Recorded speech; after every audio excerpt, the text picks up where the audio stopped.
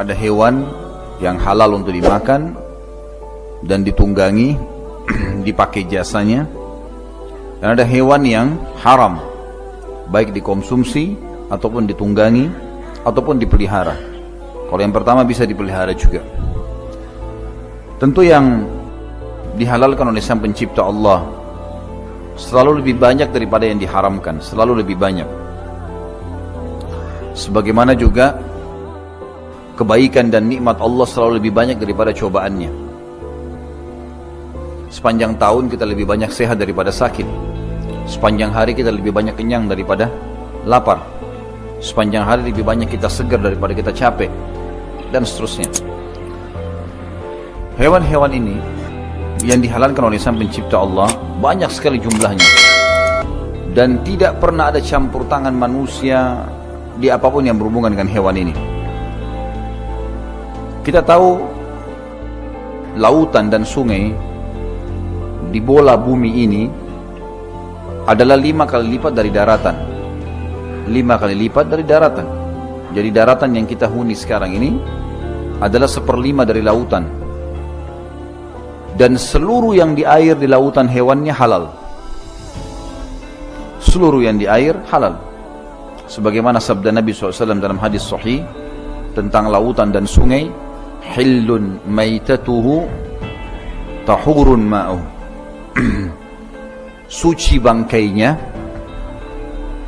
dan juga suci airnya.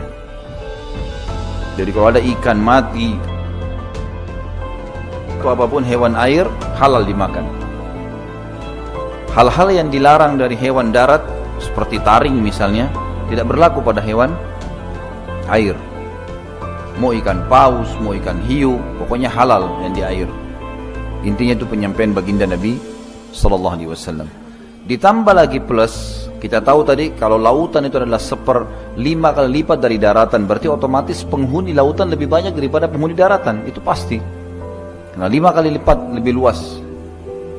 Dan kita temukan ada banyak jutaan space di lautan. Dari ikan yang kecil sampai ikan yang besar, dari segala macam bentuk, cumi, gurita, udang, apalah ya, segala macam hewan yang ada di air, semuanya halal. Ditambah lagi hewan-hewan darat yang dihalalkan.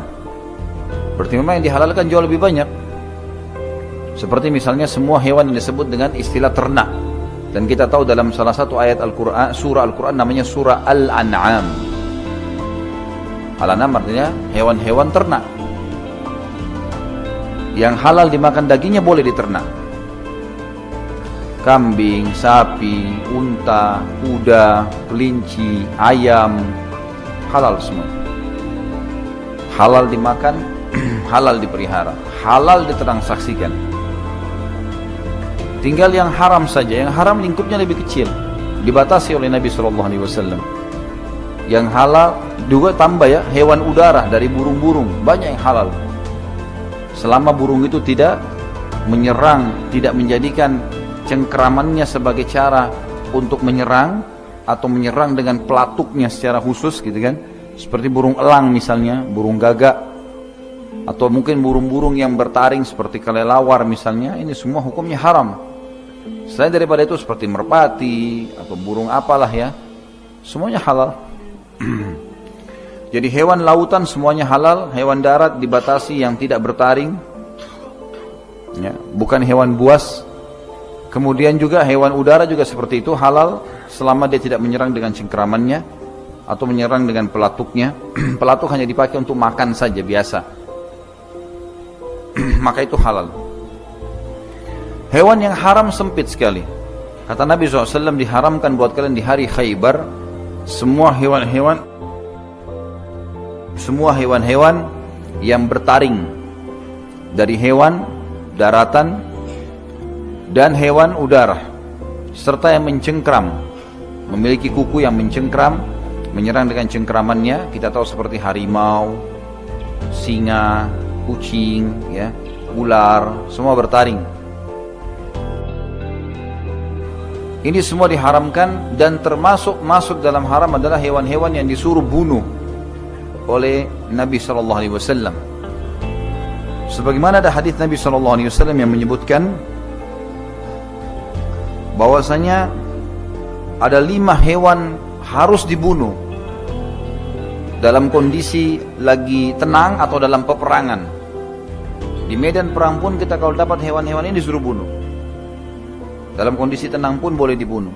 Dan dibatasi cuma 5 saja. Hadis Nabi SAW di dalam hadis yang diriwayatkan oleh Imam Muslim nomor 1198, khamsun fawasikhu tuqtalna fil hilli wal haram. Ada 5 macam hewan fasik. Fasik artinya kalau di manusia itu buruk. Manusia kalau bobrok, selalu melanggar sana, melanggar sini, punya masalah, maka dinamakan fasik. Di hewan juga ada yang boleh dibunuh di tanah halal maupun di tanah haram. Kita tahu tidak boleh membunuh hewan di wilayah haram, ya. Sudah tahu belum hukumnya nih? Di sekitar Ka'bah, di sekitar wilayah haram, Makkah, Madinah, Aqsa, nggak boleh bunuh hewannya. Apa saja hewan nggak boleh dibunuh. Seperti burung merpati, apa saja nggak boleh berburu di situ. Pokoknya wilayah haram nggak boleh. Kecuali 5 hewan ini. Ada 5 hewan boleh dibunuh di wilayah halal, kayak kita di Indonesia ini, wilayah tidak masuk dalam yang Allah haramkan. Dan wilayah yang Allah haramkan, Mekah, Madinah, dan Aqsa. Yang pertama ular. Yang kedua burung gagak yang putih punggungnya dan perutnya, memiliki 2 warna. Yang ketiga tikus. Yang keempat anjing buas. Dan yang kelima adalah burung Raja Wali. Hadisnya hadis sahih menjelaskan masalah itu. Ditambahkan oleh para ulama dengan yang keenam adalah cicak. Karena cicak diharamkan untuk dimakan. Dan ada hadis yang lain menyebutkan kalau membunuhnya mendapatkan 100 pahala. Sampai Aisyah radhiyallahu anha punya cambuk khusus untuk mencambuk cicak. Dan ulama membahas panjang lebar dalam masalah hikmah hadis. Dan mencambuk cicak itu, kalau orang mencambuk sekali terus mati, maka dapat 100 pahala. Kalau cambuk 2 kali baru mati, maka dapat sekian pahala. Karena memang tetap berlaku hadis Nabi SAW, kalau kalian membunuh, bunuhlah dengan cara yang baik. Tetap tidak boleh dibakar. Misalnya kita tangkap tikus, tikus boleh dibunuh, tapi nggak boleh dibakar.